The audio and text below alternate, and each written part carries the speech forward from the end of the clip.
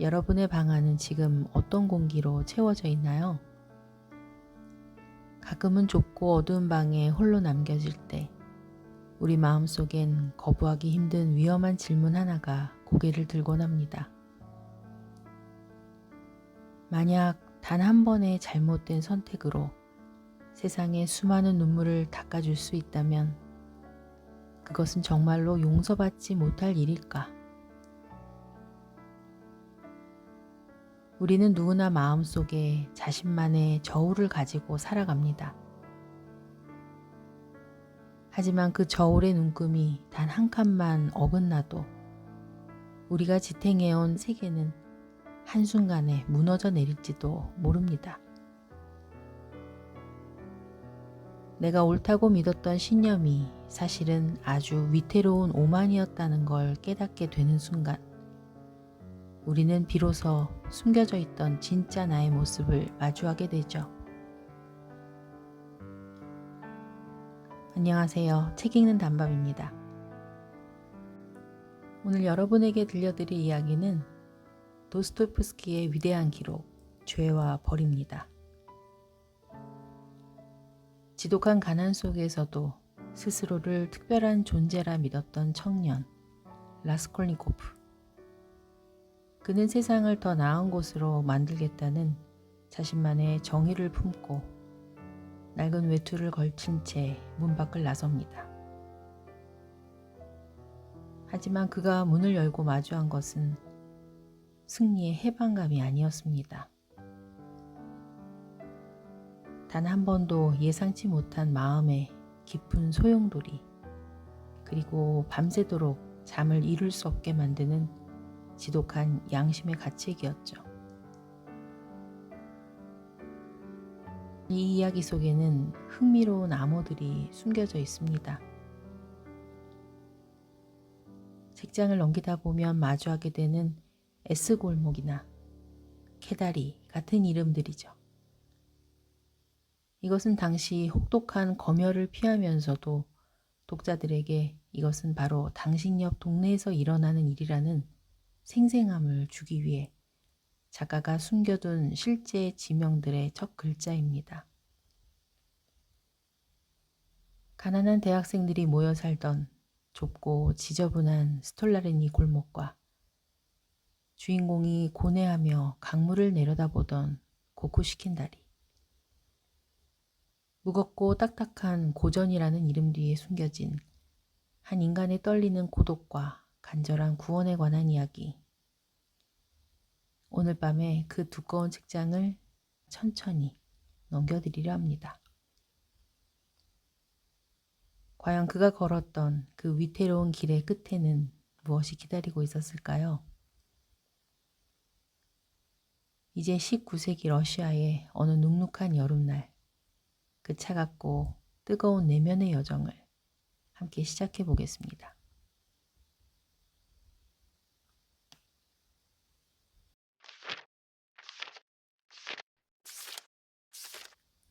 7월 초순, 유난히도 무더운 어느 날 해질 무렵이었습니다. 러시아 상트페테부르크의 좁은 골목들 사이로는 지독하게 끈적이는 열기가 배어나오고 있었습니다. 그 열기는 마치 거대한 용광로에서 흘러나오는 듯 숨막히고 무거웠습니다. 사람들은 그 열기에 지쳐 모두 어딘가 그늘진 곳으로 숨어들었지만 S골목의 한 낡은 하숙집 5층 다락방에 머물던 한 청년만은 예외였습니다. 그에게는 숨을 곳이 없었습니다. 정확히는 숨고 싶지 않았다고 해야 하겠죠. 그의 이름은 라스콜니코프, 23살의 법학도였습니다. 한때는 미래에 대한 희망으로 가득했던 청년이었죠. 하지만 지금 그는 자신의 방이라기보다는 차라리 거대한 옷장이나 관처럼 느껴지는 그 비좁은 사각형의 공간 안에 갇혀 있었습니다. 천장은 너무 낮아 손을 뻗으면 금방이라도 닿을 듯했고 누렇게 바랜 벽지는 마치 피부가 벗겨진 환부처럼 흉측하게 너덜거리고 있었습니다. 그 벽지의 무늬는 한때 꽃 모양이었던 것 같았지만 이제는 세월과 습기로 인해 기괴한 얼룩으로 변해져 있었습니다. 벽 한편에는 작은 창문이 하나 있었습니다. 그 창문으로 맞은편 건물에 더러운 벽이 보였죠. 햇빛이라고는 하루에 몇 시간, 그것도 간접광만이 간신히 스며들 뿐이었습니다. 이 방에서 지내다 보면 낮과 밤의 구분조차 흐려지는 것 같았습니다. 그는 며칠째 그 낡은 소파 위에 시체처럼 누워 있었습니다. 소파는 한때 갈색이었던 것 같았지만 지금은 때와 먼지로 인해 회색빛이 감돌았습니다. 스프링은 여기저기 튀어나와 있었고 그 위에 덮인 담요는 구멍이 숭숭 뚫려 있었죠. 지독한 가난은 그의 위장을 쪼그라뜨렸습니다. 마지막으로 제대로 된 식사를 한 게 언제였는지 기억조차 가물가물했습니다. 어제는 빵 한 조각, 그제는 물만 마셨던 것 같습니다. 공복이 주는 날카로운 고통은 이제 무감각한 공허함으로 바뀌어 있었죠. 밀린 방세 때문에 하숙집 여주인의 발소리만 들려도 그는 숨을 죽여야 하는 비굴한 처지였습니다. 복도에서 툭툭 하는 소리가 날 때마다 그는 반사적으로 몸을 웅크리며 숨소리마저 죽였습니다. 자신이 이 세상에 존재한다는 사실 자체를 부끄러워하는 것처럼 말이죠. 하지만 그의 육체가 야위어 갈수록 그의 머릿속에서 자라나는 생각만은 기괴할 정도로 거대해지고 있었습니다. 그는 천장에 갈라진 틈을 멍하니 응시하며 물었습니다. 인간은 정말 모두가 평등한 존재일까? 그 갈라진 틈은 마치 번개 모양처럼 지그재그로 뻗어 있었습니다. 때로는 그 틈이 세상의 균열처럼 보였고 때로는 자신의 정신이 갈라지는 선처럼 느껴졌습니다. 그의 차가운 이성은 고개를 가로저었습니다. 그는 이 세상이 두 부류의 인간으로 나뉘어 있다고 믿었습니다. 하나는 법에 순종하며 살아가는 대다수의 평범한 사람들. 그리고 다른 하나는 인류의 발전을 위해서라면 스스로 법을 어길 권리를 가진 비범한 소수였습니다. 나폴레옹. 그는 그 이름을 작게 중얼거렸습니다. 나폴레옹은 수많은 사람을 죽였죠. 하지만 그는 범죄자가 아니라 영웅으로 기억되었습니다. 왜일까요? 그것은 그가 더 큰 목적을 위해 행동했기 때문입니다. 새로운 질서를 만들기 위해 인류의 진보를 위해 자신의 희생을 감수했기 때문이죠. 그는 소파에서 천천히 몸을 뒤척였습니다. 나는 누구인가? 이 질문이 그의 뇌리를 스쳤습니다.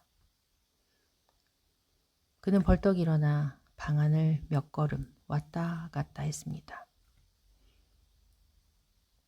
몇 걸음이라고 해봤자 방이 좁아 서너 걸음이 전부였지만 말이죠. 나 또한 저 아래 거리에서 푼돈을 위해 비굴하게 고개를 숙이는 벌레에 불과한가? 아니면 새로운 질서를 세울 권리를 가진 비범한 사람인가? 그는 주먹을 꽉 쥐었습니다. 뼈만 남은 손에서 관절이 도드라져 보였습니다. 이 지독한 고독 속에서 그가 선택한 시험대는 바로 한 고리 대금업자 노파였습니다. 알료나 이바노브나, 70살이 넘은 그 노파는 가난한 사람들에게 터무니없는 이자를 받고 돈을 빌려주며 살았습니다. 그녀는 사회의 기생충이다. 그는 이렇게 자신에게 말했습니다. 남의 피를 빨아 배를 불리는 존재. 그녀 하나가 사라진다고 해서 이 세상에 무슨 손해가 있을까? 오히려 세상은 더 나아질 것이다. 그는 확신했습니다. 그녀를 제거하고 그 돈으로 수천 명의 가난한 학생을 돕는다면 그것은 죄가 아니라 숭고한 결단이며 정의라고 말이죠. 하지만 확신과 함께 오는 것은 떨림이었습니다. 논리적으로는 완벽했지만 그의 육체는 여전히 두려워하고 있었습니다. 생각이 확신으로 바뀌는 순간 그의 몸은 미세하게 떨리기 시작했습니다. 그것은 공포라기보다는 오랫동안 짓눌려왔던 자아가 기지개를 켜며 내뱉는 신음소리에 가까웠습니다.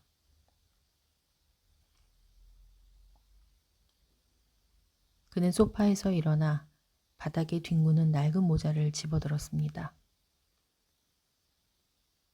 그 모자는 한때 검은색이었지만 지금은 먼지와 때로 인해 회갈색이 되어 있었죠.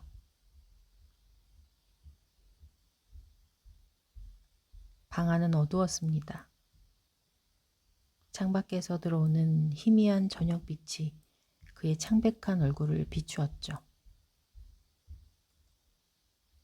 그 빛 속에서 그의 얼굴은 마치 유령처럼 창백해 보였습니다. 뺨은 움푹 들어가고 눈은 깊숙이 꺼져 있었지만 이상하게 눈빛만은 번뜩이고 있었습니다. 그는 벽장에 숨겨진 낡은 외투를 꺼냈습니다. 그 외투를 만지는 순간 그의 심장이 빨라지기 시작했습니다. 며칠 전 그는 이미 이 외투 안쪽에 도끼를 고정할 수 있는 튼튼한 고리를 미리 꿰매어 두었습니다. 그 작업을 할 때의 기억이 생생히 떠올랐습니다. 촛불을 켜놓고 떨리는 손으로 바늘을 잡고 한 땀 한 땀 정성스럽게 고리를 달았던 그 밤.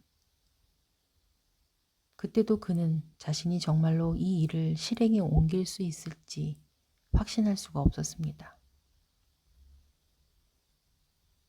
그 치밀한 준비성이 오히려 스스로를 더 옥죄는 것 같았지만 그는 멈추지 않았습니다. 이미 여기까지 온 이상 더 이상 뒤로 물러설 수는 없었기 때문입니다. 그는 외투를 입고 문 손잡이를 잡고 잠시 멈춰섰습니다. 그 찬 금속의 감촉이 손바닥에 전해졌습니다. 그는 숨을 죽였습니다. 여주인의 목소리가 들려왔습니다. 무언가 투덜거리는 소리, 그릇 부딪히는 소리, 물 끓는 소리, 일상의 평범한 소음들이 문틈 사이로 스며들었습니다.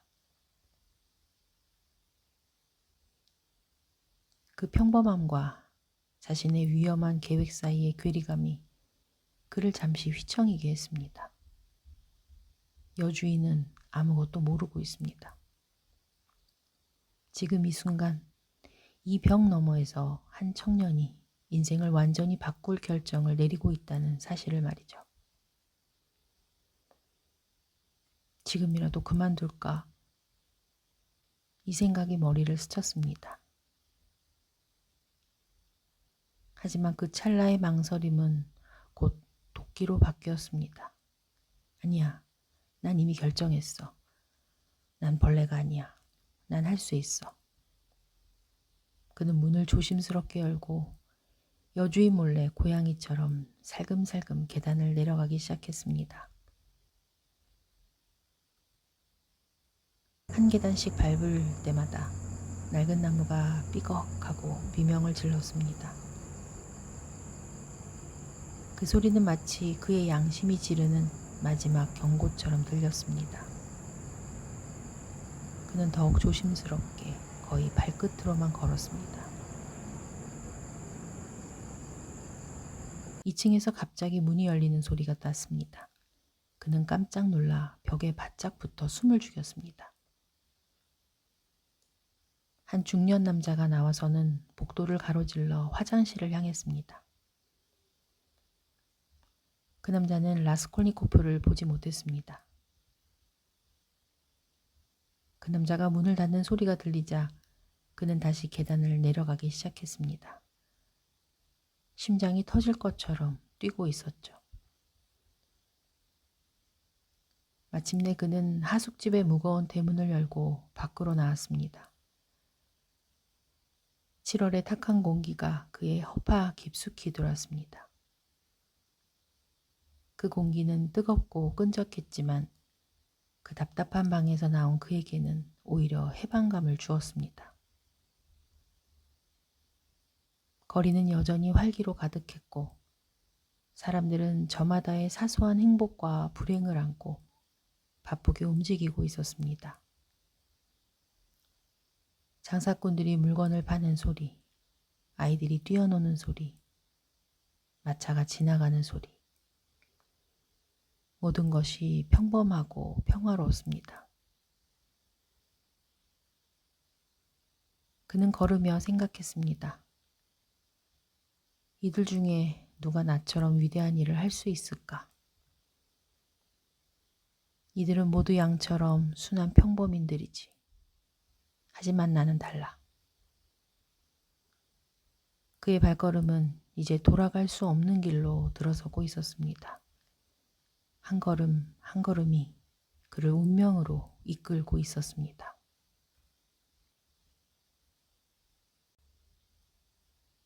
하숙집 대문을 나선 라스콜니코프의 눈앞에 펼쳐진 상트페테부르크의 저녁은 축복이 아니라 저주에 가까웠습니다.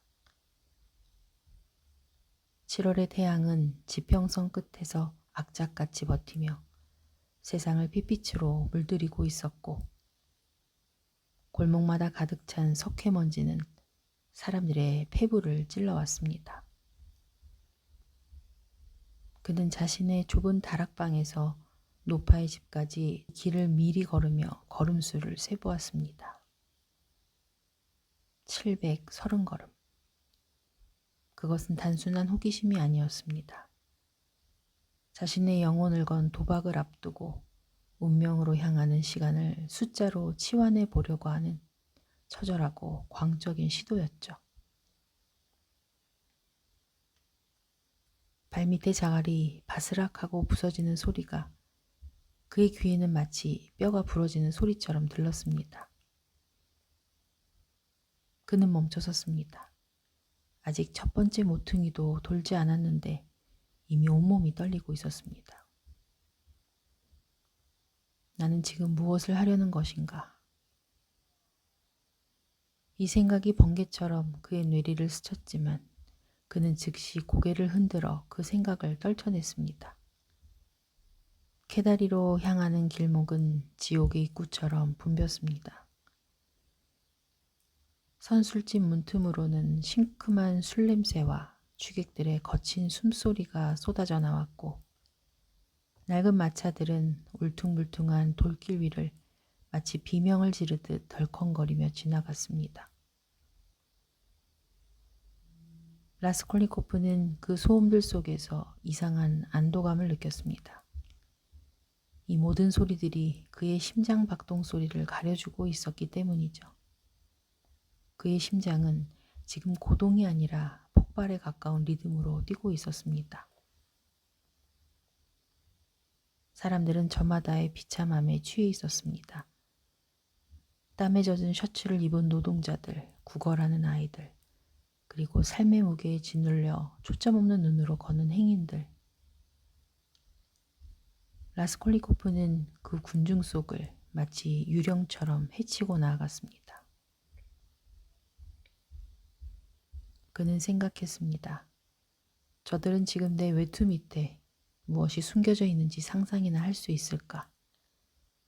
저 평범한 인간들 사이를 걷고 있는 내가 사실은 그들의 세상을 심판할 권리를 가진 특별한 존재라는 것을.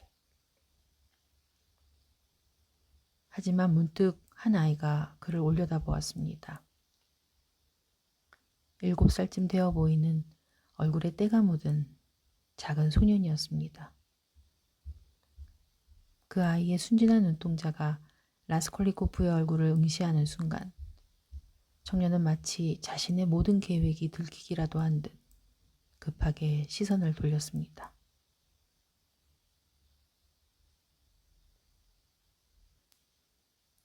그는 케다리 난간에 잠시 멈춰섰습니다.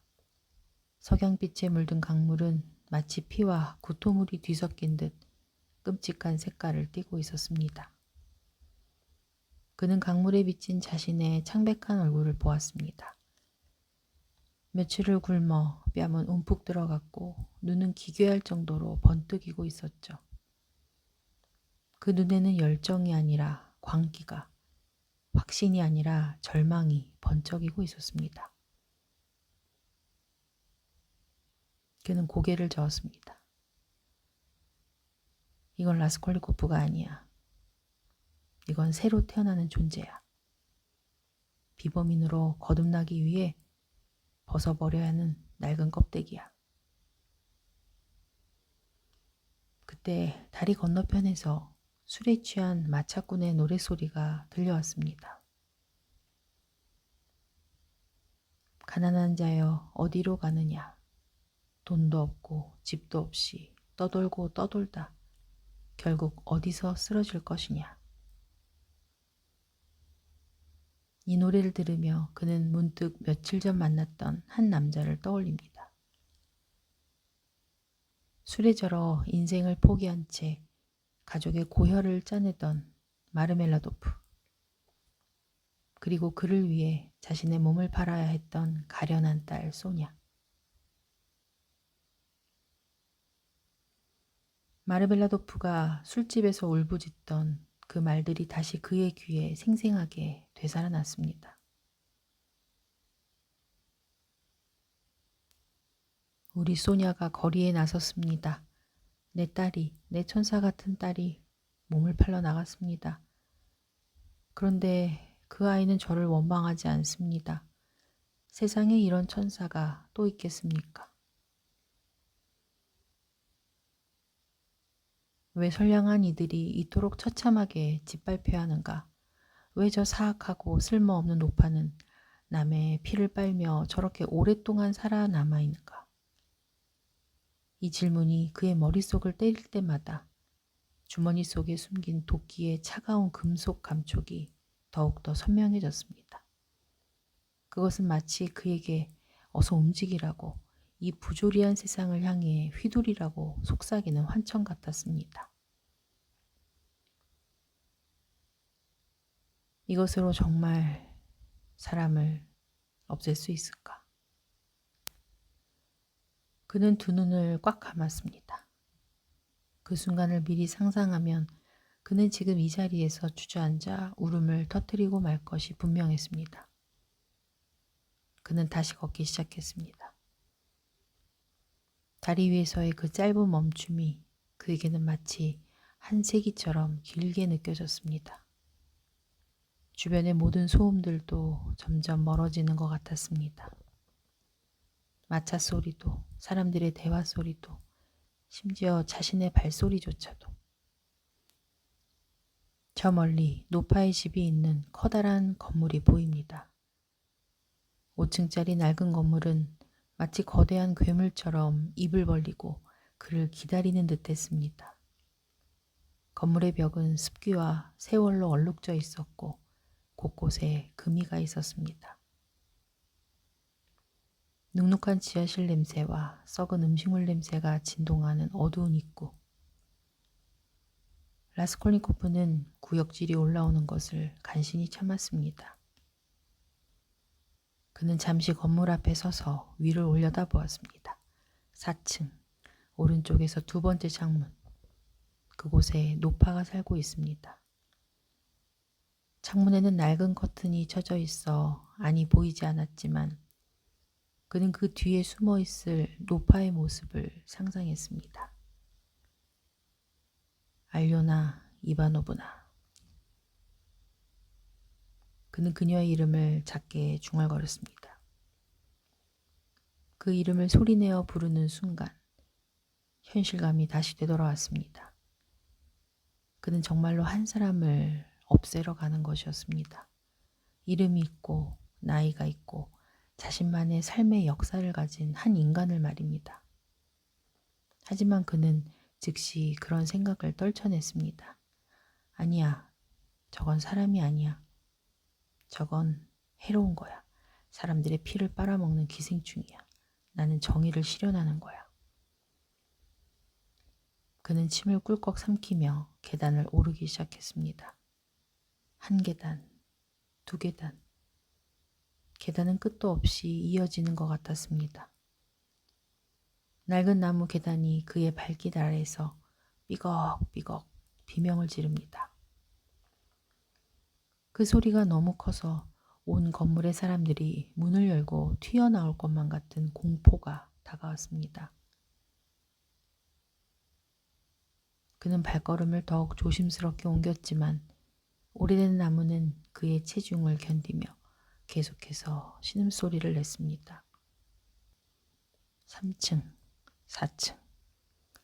드디어 그는 목적지에 도착했습니다. 마침내 4층. 노파의 집 문 앞에 섰죠. 문은 낡은 갈색 나무로 만들어져 있었고 곳곳에 흠집이 나 있었습니다. 문틈 너머로 아주 미세한 인기척이 들려왔습니다. 노파의 칼칼한 기침 소리, 그리고 낡은 시계가 째각거리는 소리, 무언가 바스락거리는 소리도 들렸습니다. 아마 노파가 뭔가를 정리하고 있는 것 같았습니다. 그는 주머니에서 손을 펼 수가 없었습니다. 손바닥엔 식은땀이 가득했고 도끼자루는 미끄러웠습니다. 그는 외투를 통해 도끼의 윤곽이 드러날까봐 계속해서 옷매무새를 꽂혔습니다. 지금이라도 돌아갈까? 이 생각이 머리를 스쳤지만 그는 자신을 질책했습니다. 아니야, 난 나폴레옹이야. 난 비범인이야. 평범하지 않아. 여기서 멈추면 나는 영원히 벌레로 남게 될 거야. 그는 스스로에게 최면을 걸 듯 읊조렸습니다. 지난 몇 주 동안 자신이 세운 그 정교한 논리들을 되새겼습니다. 세상에는 두 종류의 인간이 있어. 평범한 인간과 비범한 인간. 평범한 인간은 법에 복종하며 살아야 하지만 비범한 인간은 더 높은 목적을 위해 법을 위반할 수 있어. 나폴레옹이 그랬고 리크루고스가 그랬어. 나 역시 그들과 같은 존재야. 그의 온몸이 떨리고 있었습니다. 다리는 마치 손뭉치처럼 힘이 없었고 심장은 터질 것처럼 빨리 뛰고 있었습니다. 그는 종을 당겼습니다. 청명한 종소리가 고요한 복도에 울려 퍼졌습니다. 그 소리는 마치 청년의 인생을 두 조각으로 나누는 사형 선고 같았습니다. 종소리가 사라진 후의 정적은 더욱더 무거웠습니다. 안쪽에서 누군가 천천히 걸어 나오는 소리가 들렸습니다. 슬리퍼를 질질 끄는 소리였습니다. 그 소리는 점점 가까워지고 있었죠. 누구세요? 노파의 까슬까슬한 목소리가 문 너머로 들려왔습니다. 그 목소리는 의심에 가득 차 있었습니다. 라스콜리코프는 입술을 달싹였지만 소리가 나오지 않았습니다. 목이 완전히 말라버린 것 같았죠. 그는 침을 삼키고 다시 시도했습니다. 저는 라스콜니코프입니다. 며칠 전에 왔었는데요. 아, 그 대학생, 잠깐만요. 겹겹이 잠긴 자물쇠가 풀리는 육중한 금속음이 들려왔습니다. 그 소리가 하나씩 날 때마다 라스콜니코프의 운명은 한 걸음씩 돌이킬 수 없는 지점으로 다가가고 있었습니다. 첫 번째 자물쇠, 두 번째, 세 번째. 라스콜니코프는 이제 외투 밑에 숨긴 도끼를 꽉 쥐었습니다. 그의 온몸은 이제 얼음처럼 차갑게 식었죠. 이상하게 또 떨림은 멈췄습니다. 마치 모든 것을 체념한 듯한 고요함이 그를 감쌌습니다. 이제 이 문이 열리면 나는 더 이상 사람이 아닌 괴물이 되어야만 해. 문 손잡이가 천천히 돌아가는 소리가 들렸고 문이 조금씩 열리기 시작했습니다. 문틈으로 노파의 회색 머리카락이 보였습니다. 돌아갈 수 있는 다리는 이미 끊어졌고 그는 어둠이 넘실거리는 심연 속으로 투신할 준비를 마쳤습니다.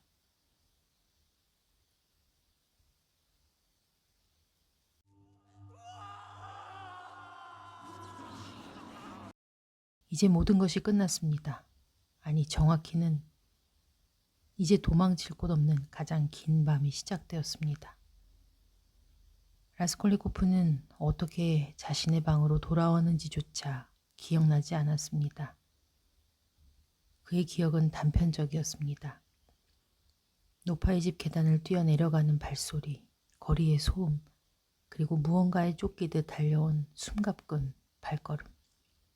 그 모든 것이 마치 악몽의 조각들처럼 뒤엉켜 있었죠.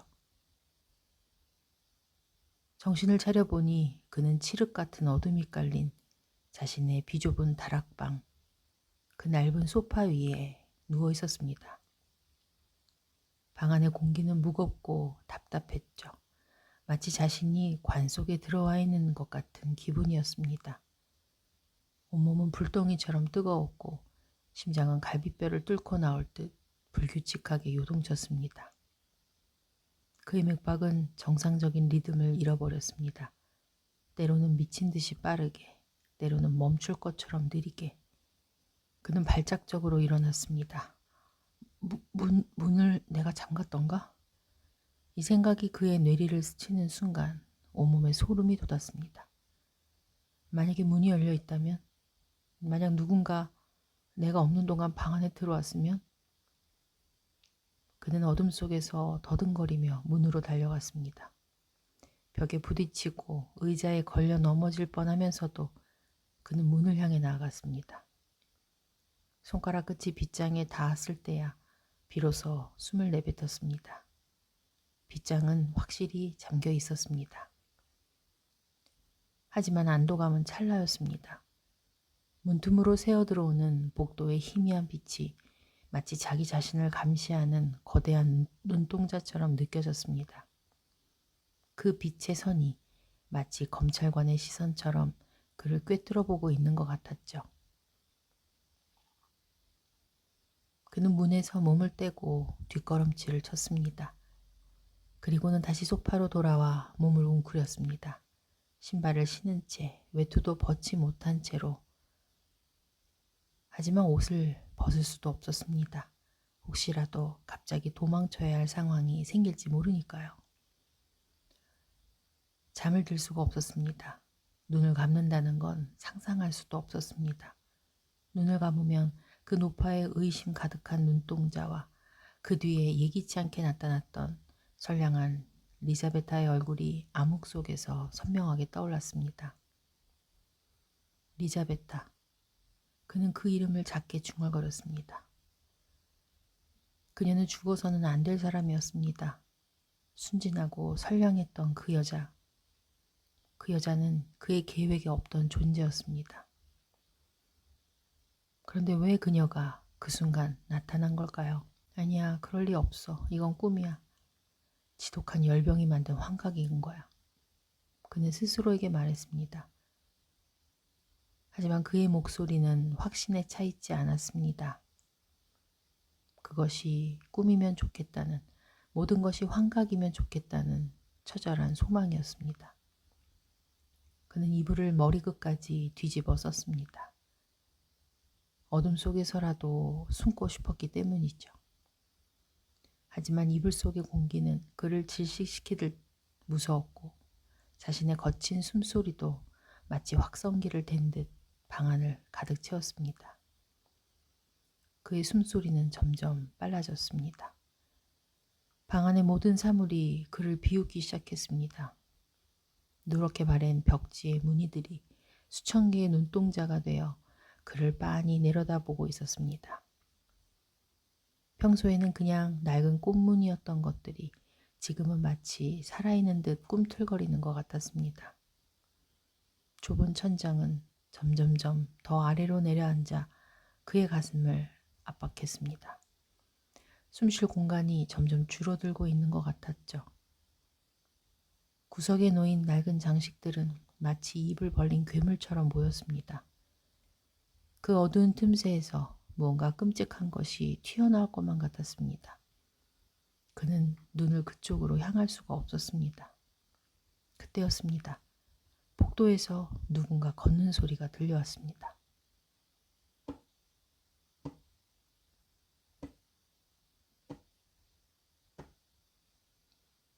느리고 묵직한 발걸음. 그 소리는 밤의 정적을 가르며 점점 가까워지고 있었습니다. 라스콜리코프는 숨을 멈췄습니다. 자신의 심장 소리조차 밖으로 새어날까봐 가슴을 꽉 눌렀습니다. 하지만 심장은 그의 의지와 상관없이 미친 듯이 뛰고 있었죠. 발걸음이 점점 가까워졌습니다. 3층, 4층, 그리고 그의 방이 있는 5층으로 올라오는 소리가 들렸습니다. 발소리는 그의 문 앞에서 멈췄습니다. 그리고 누군가 손잡이를 조용히 흔드는 소리가 들렸습니다.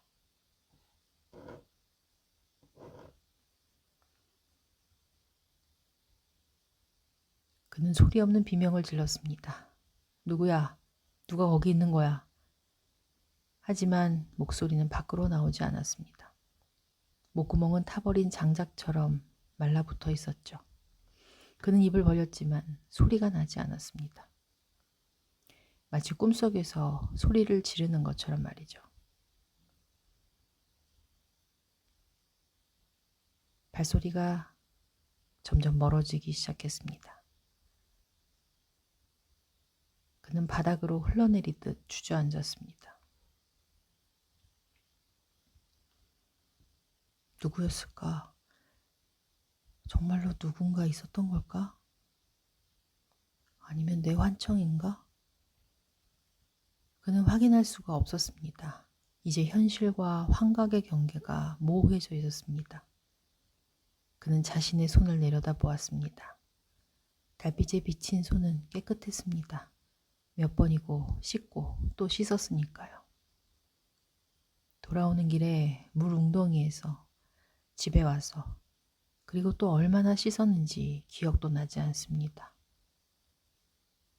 하지만 그는 느낄 수가 있었습니다.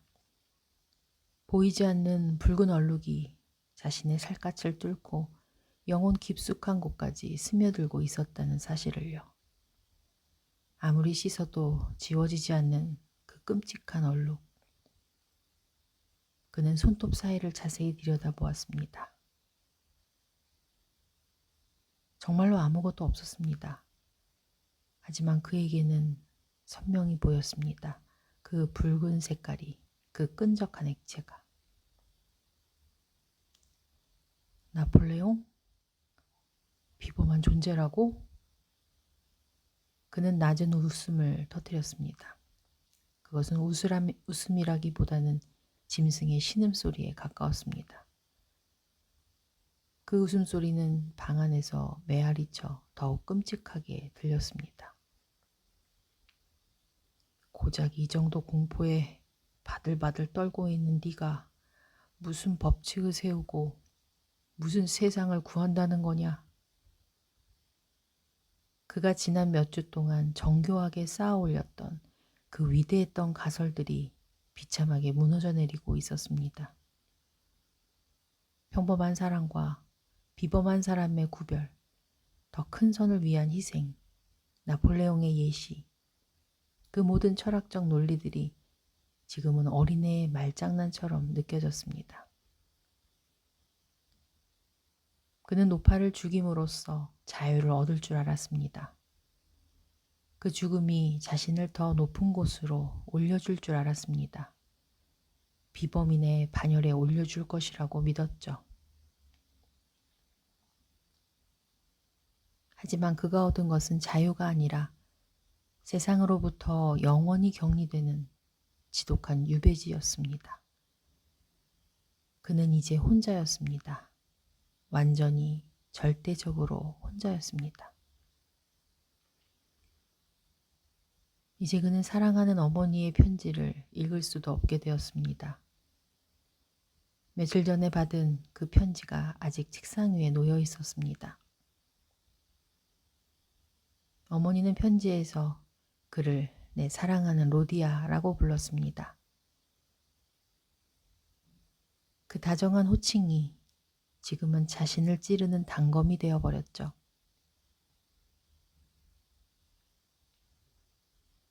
편지 속의 다정한 안부들이 이제는 자신을 향한 날카로운 칼날이 되어 돌아왔습니다. 어머니의 따뜻한 사랑, 그 순수한 신뢰, 그 모든 것들이 이제는 그를 짓누르는 무거운 돌덩이가 되어버렸습니다. 어머니, 그는 그 단어를 입 밖으로 내뱉을 수가 없었습니다. 동생 두냐의 깨끗한 얼굴을 어떻게 다시 마주할 수 있을까요? 그녀의 순진한 미소, 그녀의 맑은 눈동자를 어떻게 바라볼 수 있을까요? 그녀가 자신을 오빠라고 부를 때 그는 어떤 표정을 지어야 할까요? 그들과 자신 사이에는 이제 결코 건널 수 없고 넘을 수 없는 깊고 어두운 피의 강이 흐르고 있었습니다. 그는 여전히 그들의 아들이고 오빠이지만 동시에 그들이 알아서는 안 될 끔찍한 비밀을 가진 타인이기도 했습니다. 그는 살아있지만 이미 죽은 사람들의 세계에서 쫓겨난 유령이었습니다. 산자들과 죽은 자들 사이에서 모호하게 서 있는 존재가 되어버린 것이죠.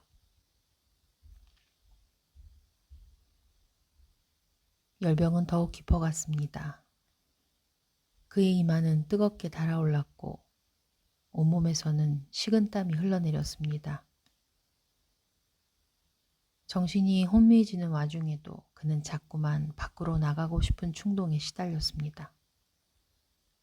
차라리 모든 걸 고백할까? 경찰서로 달려가 소리를 지를까? 하지만 그의 오만함은 끝내 그를 붙들었습니다. 아직도 그의 내면 깊은 곳에는 자신이 특별한 존재라는 믿음이 남아 있었습니다. 아니야, 난 약해선 안 돼. 난 견뎌낼 수 있어. 그는 자신에게 말했습니다. 하지만 그 말들은 공허하게 울려 퍼질 뿐이었습니다. 난 인간을 죽인 게 아니야. 나는 나 자신을 죽여버린 거야. 내 안의 인간다움을 내 손으로 도려낸 거야. 이것은 진실이었습니다. 그가 도끼로 죽인 것은 노파와 리자베타만이 아니었습니다. 그는 자신의 영혼, 자신의 순수함, 자신의 인간성까지도 함께 죽여버렸던 것입니다. 방 안의 공기는 더욱 차갑게 식어갔습니다. 7월의 무더위 속에서도 그는 뼈마디가 시리는 추위를 느꼈습니다. 그 추위는 어떤 옷으로도 막을 수 없는 것이었죠. 이불을 더 두껍게 덮어도 옷을 더 껴입어도 그 추위는 사라지지 않았습니다. 그것은 영혼의 추위였으니까요. 그는 뒤늦게 깨달았습니다.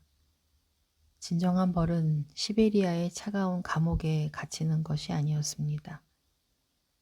진정한 벌은 바로 지금 이 순간부터 평생 동안 거울 속의 자신을 증오하며 살아야 한다는 것이었습니다. 아무도 없는 방 안에서 자신의 그림자에 놀라며 서서히 미쳐가야 한다는 것. 사람들과 함께 있어도 영원히 혼자일 수밖에 없다는 것. 웃을 때도 울 때도 항상 그 끔찍한 기억이 따라다닐 것이라는 것. 바로 그 자체가 지옥이었습니다. 그는 어둠 속에서 소리 없이 오열했습니다. 눈물은 멈추지 않았습니다. 마치 지금까지 살아온 23년의 세월이 모두 무너져 내리는 것 같았습니다. 어린 시절의 순수함, 청년기의 꿈, 미래에 대한 희망, 그 모든 것들이 눈물과 함께 흘러내리고 있었습니다. 그는 그렇게 자신이 만든 지옥의 한복판에서 긴 밤을 지새우고 있었습니다. 그리고 그는 알고 있었습니다. 이런 밤이 앞으로도 끝없이 계속될 것이라는 사실을 말입니다. 지옥 같은 열병과 죄책감의 터널을 지나 라스콜리코프가 마지막으로 발길을 옮긴 곳은 가장 낮은 곳에서 피어난 꽃, 소냐의 작은 방이었습니다. 그 방으로 향하는 발걸음은 무겁기만 했습니다. 며칠 동안 그는 그녀를 피해 다녔습니다. 소냐의 맑은 눈동자를 마주할 자신이 없었기 때문입니다. 하지만 이제 더 이상 혼자서는 그 거대한 죄의 무게를 버틸 수 없음을 깨달았습니다. 그는 낡은 계단을 천천히 올라갔습니다. 문을 두드리는 그의 손은 떨리고 있었습니다. 정말로 말할 수 있을까? 이 끔찍한 사실을. 들어오세요. 소냐의 가녀린 목소리가 들려왔습니다. 문을 열고 들어선 그를 맞이한 것은 소냐의 겁에 질린 듯 하면서도 무한히 깊은 눈동자였습니다. 그녀는 세상에서 가장 비천한 일을 하며 살아가고 있었지만 그녀의 영혼만은 그 누구보다 투명하게 빛나고 있었죠. 라스콜리코프 씨, 무슨 일이세요? 얼굴이 너무 창백해 보이세요. 그녀의 목소리에는 진심 어린 걱정이 담겨 있었습니다. 그 순간 라스콜니코프는 깨달았습니다. 이 여인만이, 오직 이 여인만이 자신의 이야기를 들어줄 수 있다는 것을요. 라스콜니코프는 그녀 앞에 무릎을 꿇었습니다. 그 순간까지도 그는 확신할 수 없었습니다. 정말로 이 비밀을 털어놓을 수 있을 것인지를 말이죠. 하지만 소냐의 따뜻한 시선이 그에게 용기를 주었습니다. 소냐, 그는 그녀의 이름을 불렀습니다. 그 한마디에 그의 지난 시간의 고통이 모두 담겨 있었습니다. 말씀하세요. 무엇이든 말씀하세요. 소냐는 그의 손을 잡았습니다. 그녀의 손은 작고 차가웠지만 그 온기가 라스콜리코프의 얼어붙은 마음에 스며들었습니다. 그리고 떨리는 목소리로 세상에 단 한 번도 내뱉지 못했던 그 끔찍한 진실을 꺼내놓았습니다. 소냐, 내가 죽였어. 그 노파를, 알류나 이바노브나를 내가 죽였어. 그리고 그때 갑자기 리자베타가 나타났어. 선량한 리자베타를 그녀까지 내가 죽였어. 그의 고백이 끝난 뒤 찾아온 정적은 앞선 밤들의 정적과는 달랐습니다. 소냐는 아무 말도 하지 않았습니다. 그녀의 얼굴에는 충격이 스쳐갔지만 그것은 라스콜리코프가 예상했던 혐오나 두려움이 아니었습니다. 그것은 깊은 슬픔이었습니다. 하나님, 이 일을 어쩌면 좋아요. 소냐는 비명을 지르는 대신 그를 꽉 껴안아 주었습니다. 그녀의 따뜻한 눈물이 그의 마른 어깨를 적셨습니다. 그 눈물은 비난이 아닌 연민의 눈물이었죠. 당신이 어떤 고통을 겪었을지, 당신처럼 고통받는 사람이 이 세상에 또 어디 있을까요? 소냐의 말에 라스콜니코프의 가슴이 터질 듯 했습니다. 그는 비난받을 각오를 하고 왔는데 오히려 위로를 받고 있었습니다. 지금 당장 나가세요. 소냐가 말했습니다. 지금 당장 나가서 광장에 서서 당신이 더럽힌 돼지에 입을 맞추고 세상 사람들에게 소리치세요. 내가 살인자입니다. 라고 말이에요. 소녀는 자신의 목에서 작은 나무 십자가를 풀어 그에게 건넸습니다. 그것은 리자베타가 그녀에게 준 것이었습니다. 바로 그가 죽인 그 선량한 여인 말이죠. 이걸 가져가세요. 리자베타의 십자가예요. 아마 그녀가 당신을 용서할 거예요. 라스콜리코프는 소냐가 건네준 작은 나무 십자가를 손에 쥐었습니다. 그것은 보잘것없는 나무 토막이었지만 그에게는 세상 그 무엇보다 무거운 구원의 상징이었습니다. 그 십자가를 만지는 순간 그의 얼어붙었던 눈에서 뜨거운 눈물이 흘러내리기 시작했습니다. 그는 밖으로 나갔습니다. 센나야 광장으로 향하는 발걸음은 이상하게도 가벼웠습니다. 며칠 전까지만 해도 그 거리를 걷는 것조차 고통스러웠는데 이제는 달랐습니다. 진실을 말한다는 것, 누군가가 자신의 이야기를 들어준다는 것만으로 그의 마음은 훨씬 편안해져 있었습니다. 센나야 광장에는 수많은 사람들이 제각기 바쁜 삶을 살아가고 있었습니다. 장사꾼들의 외치는 소리, 마차들의 바퀴소리, 아이들의 웃음소리, 모든 것이 평범하고 일상적이었습니다. 그는 광장 한복판에 멈춰섰습니다. 사람들이 그를 쳐다보기 시작했죠. 창백한 얼굴로 가만히 서 있는 젊은 남자를 이상하게 여겼습니다. 그리고 소냐가 말한 대로 자신이 더럽힌 그 차갑고 딱딱한 돼지에 무릎을 꿇었습니다. 사람들은 그를 미친 사람 보듯 쳐다보며 웃기 시작했습니다. 조롱 섞인 말들이 쏟아졌지만 그는 상관없었습니다. 그는 땅바닥에 엎드려 먼지 낀 흙에 입을 맞추었습니다. 그 흙은 차갑고 거칠었지만 그 순간 그의 가슴을 짓누르던 거대한 바위 덩어리가 부서져 내리는 걸 느꼈습니다. 제가 죽였습니다. 그는 소리쳤습니다. 내가 범인입니다. 알료레나 이바노브나를 죽인 것도 리자베타를 죽인 것도 바로 접니다. 그의 외침은 공허한 광장의 소음 속에 묻혔지만 그의 영혼 속에서는 천둥 소리처럼 울려 퍼졌습니다.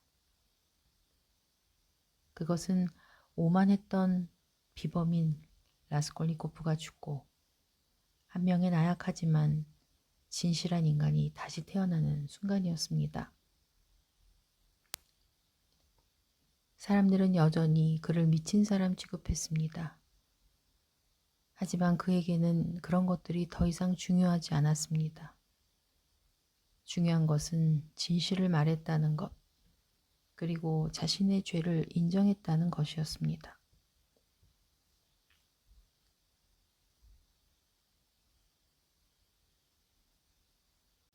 세월이 흘렀습니다. 라스콜리코프는 족쇄를 찬 채 강가에 앉아 있었습니다. 저 멀리 지평선 너머로 끝없는 초원이 펼쳐져 있었고 그곳에는 여전히 자유로운 유목민들의 천막이 보였습니다.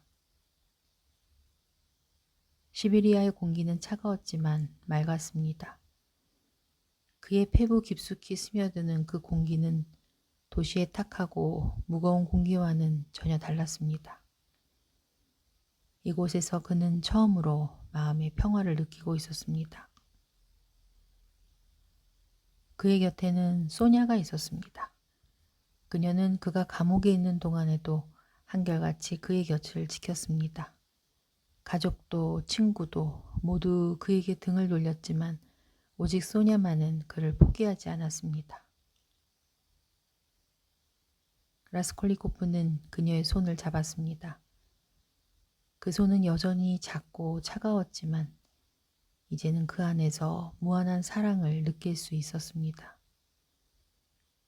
그동안 그를 지탱해 주었던 것은 나폴레옹의 가설도 비범인의 권리도 아니었습니다.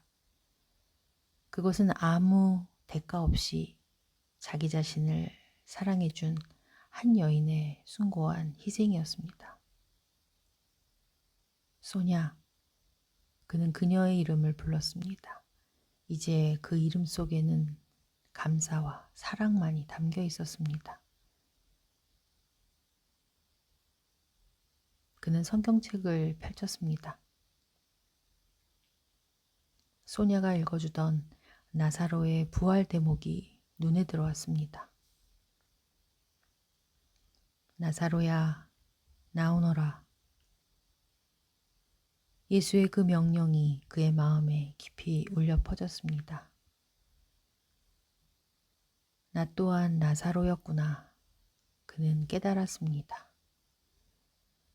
자신의 영혼은 이미 죽어 부패해가고 있었지만 사랑이라는 기적이 자신을 다시 살려냈음을 알았습니다.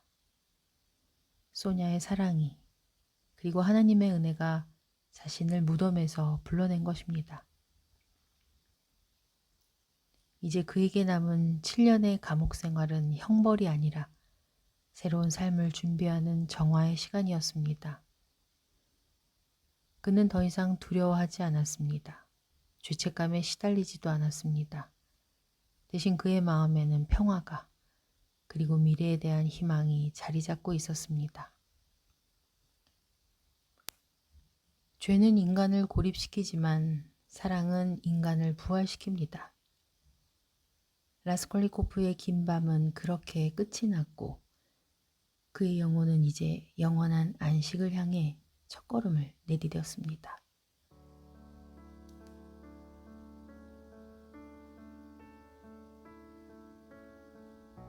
도스토예프스키는 이 작품을 통해 우리에게 말하고 있습니다.